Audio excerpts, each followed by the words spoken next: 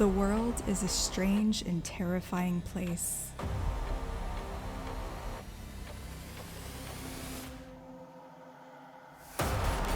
Out in the wild, anything can happen.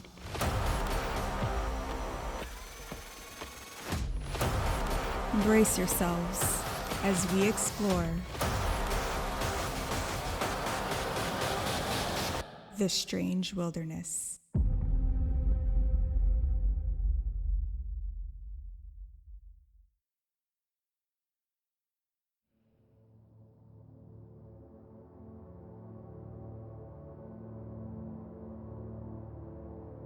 Somewhere on the great expanse of debauchery and memes that we call the internet, there exists an image. It's a simple iceberg, though it has been used as a basis for creating tiered lists of a number of different topics. Today, we're stepping away from our usual programmed content so that I can guide you down the rabbit hole for one of these topics. This is Matt from Strange Wilderness, and this is my horribly written, possibly incoherent deep dive into the cryptid iceberg. I will be choosing 5 lesser-known cryptids from each tier and will present them over an 8-episode series. With all of that said, enjoy. And I'm sorry. This is Tier 2. Number 1.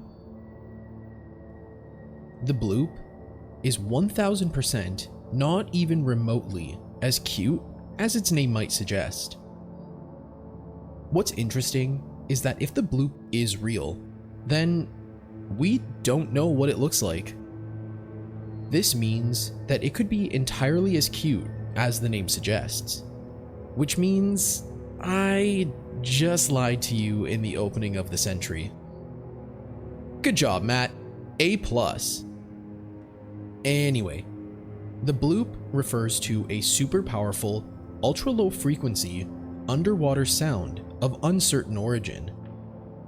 And no, I know what you're thinking, but it is not the sound of every millennial in existence shouting, "Okay, boomer," from the bottom of the ocean. But I applaud you for playing anyway. It was detected by the National Ocean and Atmospheric Administration in 1997, which, when turned into an acronym and pronounced phonetically, is a lot more fun to say. Come on, say it with me. NOAA. The source of this massive sound was triangulated to 50 degrees south, 100 degrees west, which, if you're a hack with geography and are afraid of maps like I am, this points to a remote area in the South Pacific. Hello, this is your friendly neighborhood Ginge who is currently editing this video and also deathly afraid of the ocean. So while you are listening to this, please remember that. Matt, you're putting me through pain. Thank you.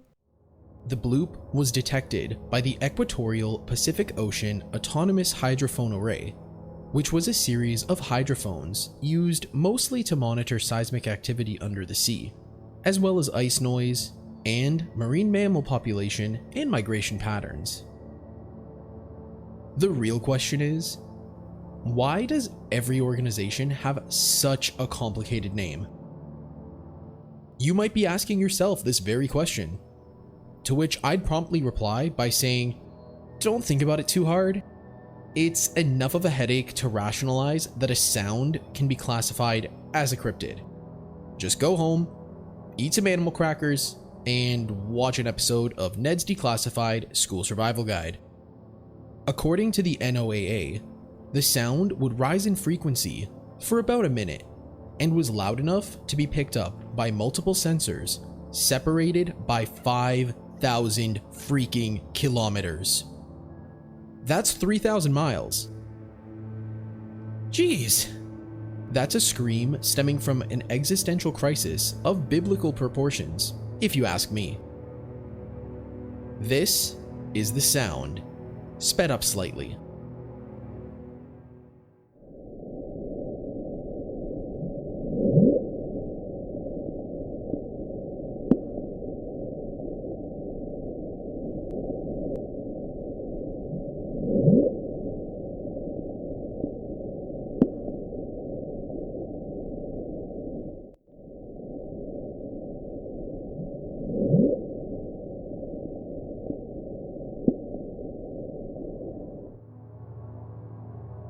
Early theories pointed to the bloop originating from a biological source, or, for the layman, an animal done screamed!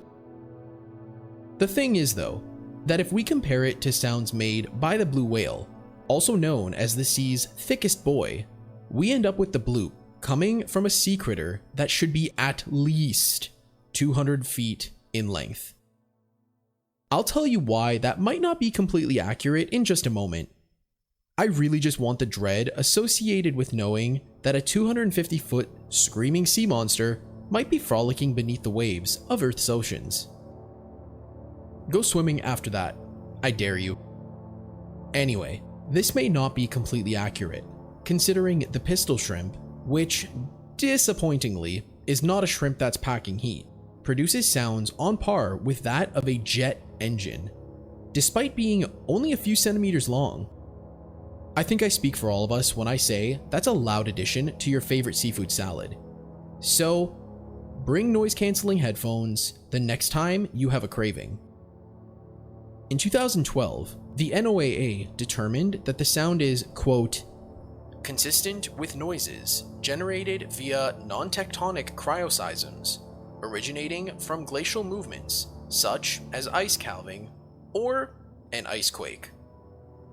End quote. This explanation is absolutely no fun, so I'm going to overrule that with my strange wilderness powers and say it's Cthulhu. Number 2. The Ningen is not the grotesque combination of a ninja and a penguin. Nope, not even a little. That said, it is a cryptid that also allegedly glides through the ocean, just like Michael Phelps. Wow, another ocean dweller. It's almost like this tier is being designed specifically for those who suffer from thalassophobia. These cryptids began as rumors spread around Japan, and are said to inhabit the icy waters of the Antarctic.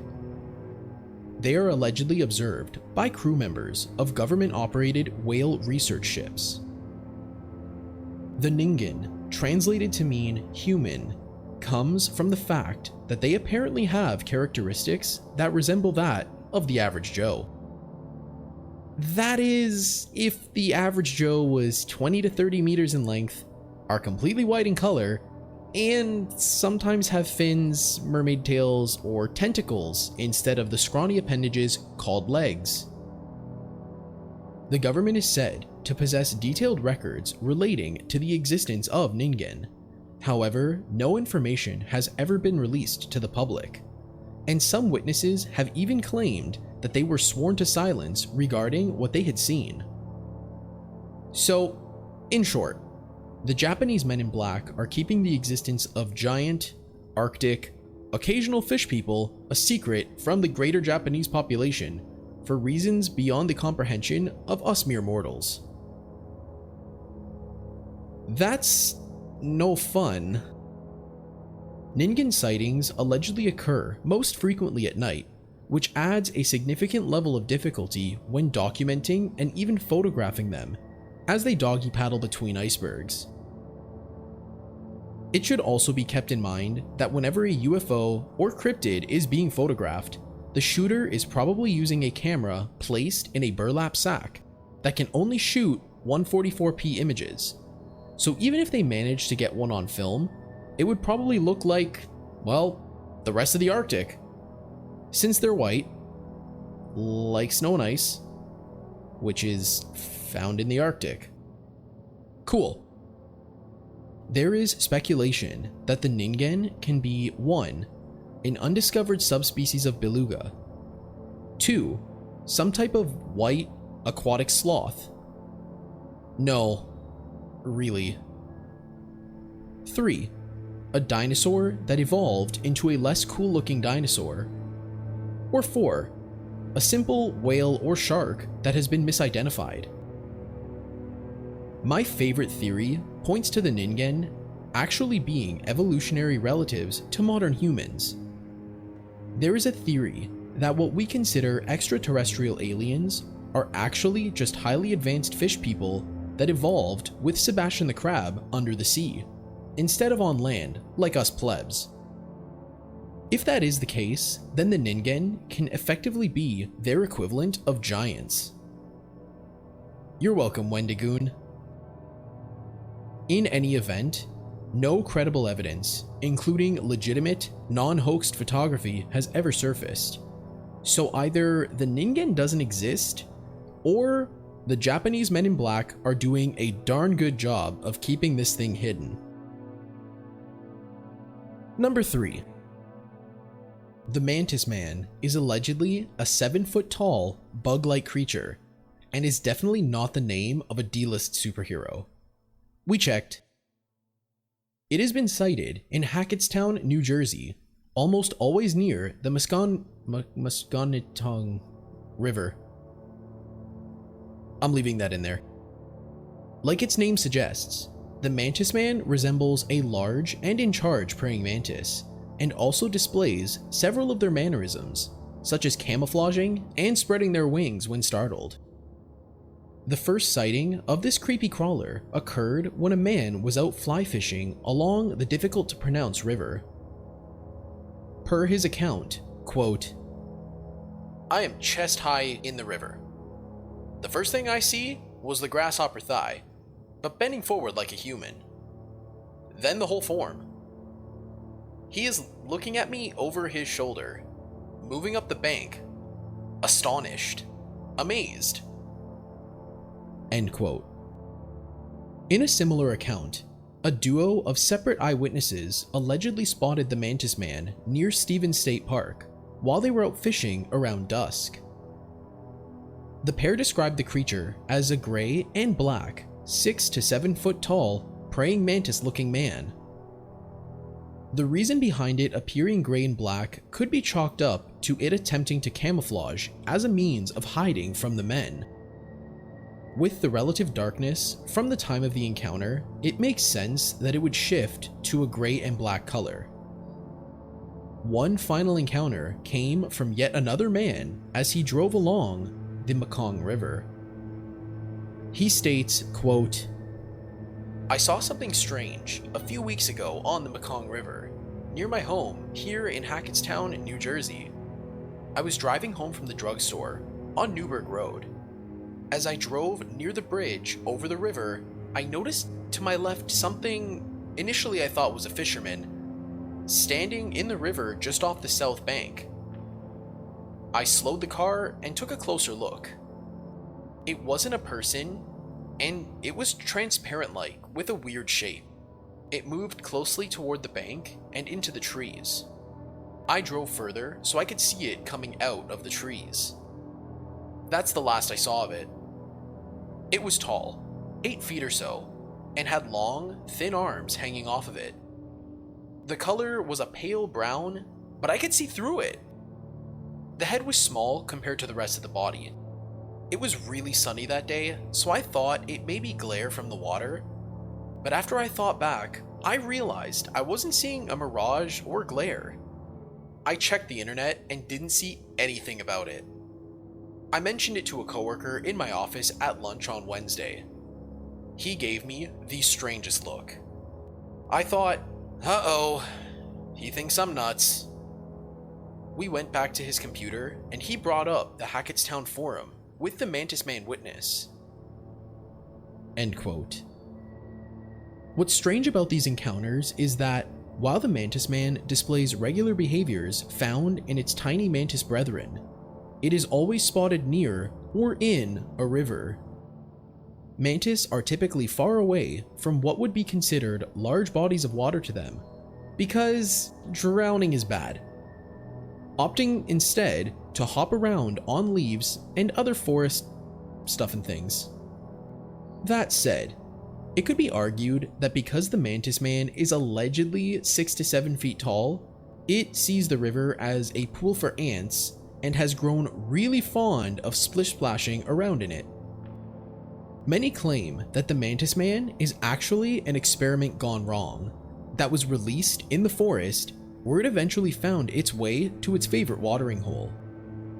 We here at Strange Wilderness agree with Dr. Ian Malcolm in stating, quote, "Your scientists were so preoccupied with whether or not they could, they didn't stop to think if they should."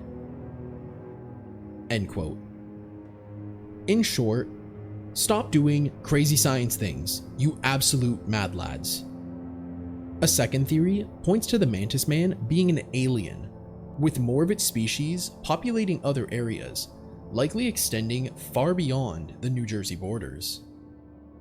This can be somewhat corroborated by other encounters with extraterrestrial beings, where the involved parties report seeing creatures that resemble insects in their appearance.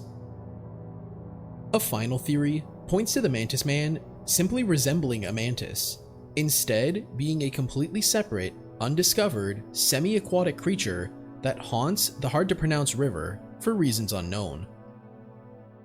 If that's the case, then damn nature, you scary. Since bugs are icky, we here at Strange Wilderness hope that any potential Mantis Men stay unnaturally attached to the river they love so much. And we count our lucky stars that there aren't any reported tarantula men out there. Yep, you heard me say that. Enjoy that visual. Number 4. The Ahool is the name given to a large, winged cryptid that stalks the jungles across Indonesia. It is often described as being an exceptionally large bat, while others argue that it has features that make it more likely to be a flying primate of sorts. If the latter is true, then it's basically Indonesian bat squatch. Cool, no doubt. According to eyewitness accounts, the Ahool has a distinct face that appears to be a cross between a chimpanzee's and a bat's, with large, dark eyes, red-skinned, leathery wings, large, talon-like claws on its forearms, and is covered in gray fur. Allegedly, the Ahool has a wingspan that ranges anywhere between 18 to 28 feet, making it between 3 and 4.5 feet times larger than the flying fox, otherwise known as the largest bat known to us mere mortals. What hasn't been mentioned yet is why it's called the Ahool. Brace yourselves. It's called that because of the sound it makes while it flies around.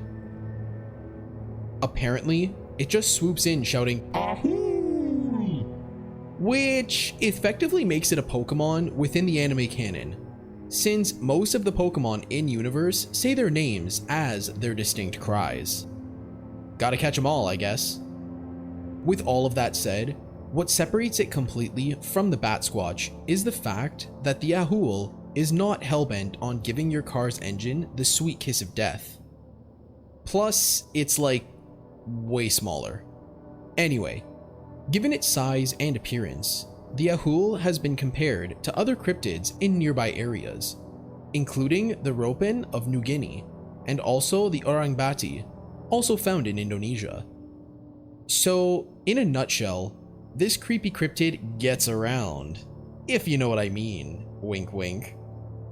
In 1925, naturalist Dr. Ernest Bartels was scaling the slopes of the Salak Mountains. When exploring a nearby waterfall, he claimed that a massive, unidentifiable bat swooped directly over his head, later claiming it to be the Ahool. In 1927, Bartels encountered the baby bat squatch once again. While laying in his bed, in his thatched house in Western Java, Bartels heard a sound that stuck out among the normal, ambient sounds that typically emanate from the jungle. He described it as sounding like something was shouting, Ahool! possibly hinting at the point where the creature was given its name. Apparently, the Ahool does not typically attack people, instead opting for snacking on large fish and other fauna in the area.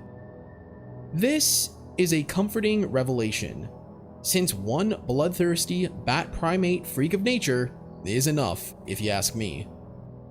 That said, it is likely extremely territorial and opportunistic, so if one finds themselves in its claimed territory, or if the conditions present themselves, they may find themselves secured to one of the meat hooks attached to this cryptid's forearms, as it swoops them away for an incredibly uncomfortable night of Netflix and kill.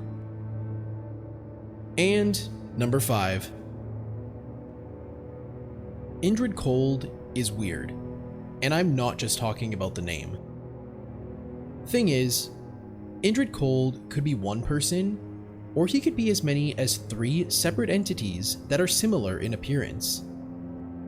He's also been dubbed the Smiling Man, due to the intense, wide, Joker-like grin plastered on his face when encountered, because that's not creepy at all.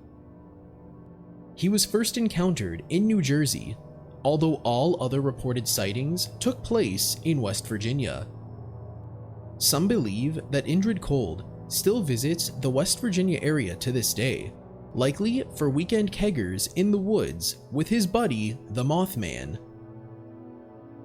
First spotted in October of 1966 by 2 boys in New Jersey, Indrid Cold was described as being a tall, pale, bald man donning a green reflective suit and black belt.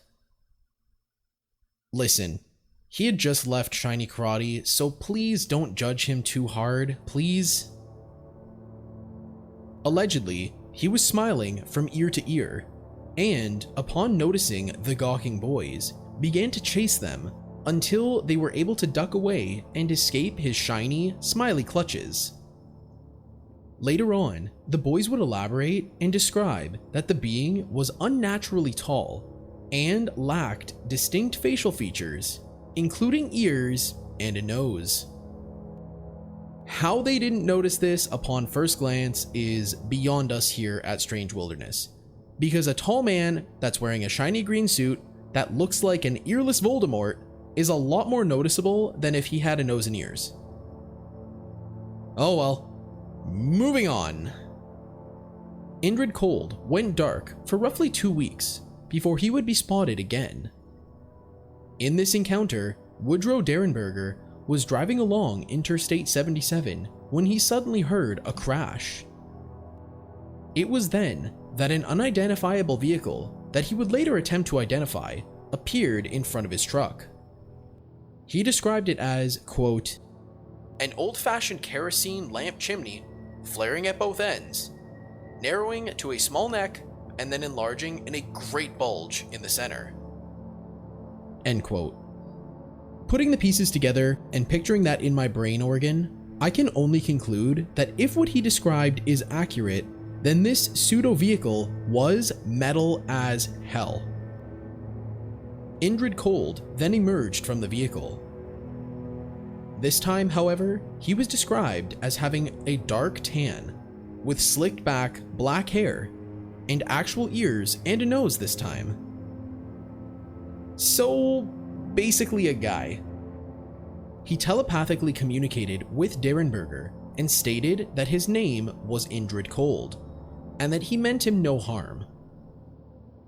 I mean, given the fact that he was in a vehicle that looks like it was a stage prop in a Kiss concert and was smiling from ear to ear while also talking with his literal mind, we here at Strange Wilderness are pressing X to doubt. But whatever, you do you. Cold then mentioned that he just wanted to know more about the human race, and when Derenberger gave him the information he requested, mentioned that he was from the planet Lanulos in the Ganymedes galaxy, and that he would be visiting Derenberger once again. The third and final encounter took place in Point Pleasant around the same time. The Lilly family had been haunted by what could only be described as poltergeist-like activity throughout their home. Now, how does this connect with Indrid Cold? You might be asking yourself. Yes, is how I will confidently reply. You're welcome. Linda Lilly awoke one night to see a man standing over her. She stated, quote, "It was a man, a big man, very broad. I couldn't see his face very well, but I could see that he was grinning at me. He walked around the bed and stood right over me. I screamed and hid under the covers. When I looked again, he was gone." End quote. We all know that this is the perfect strategy to hide from them boogeymans, and thankfully both of her feet were under the covers. Because, well, we all know what happens when they're not. So what is Indrid Cold exactly? Through the 3 encounters, we are led to believe that he is an alien, and also a ghost, and possibly an angry, disfigured man who likes shiny things.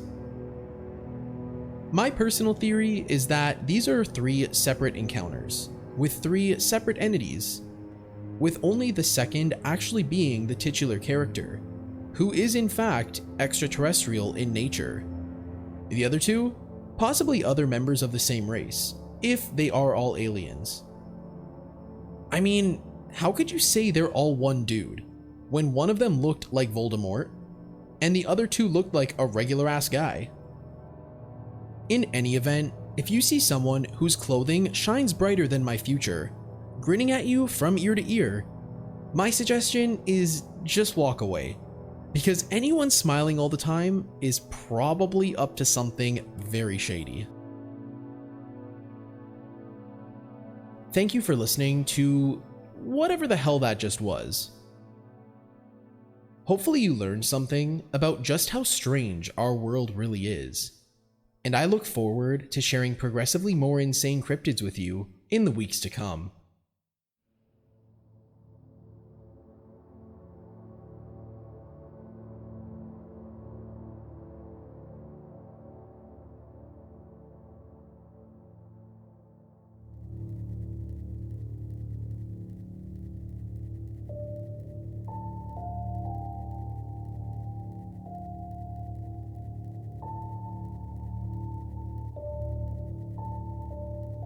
Away from civilization, things get strange and unsettling.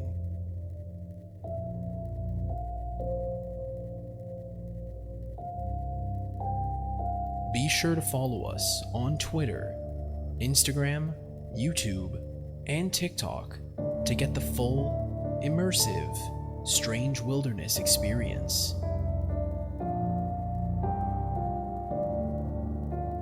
Links to everything will be provided in the show notes.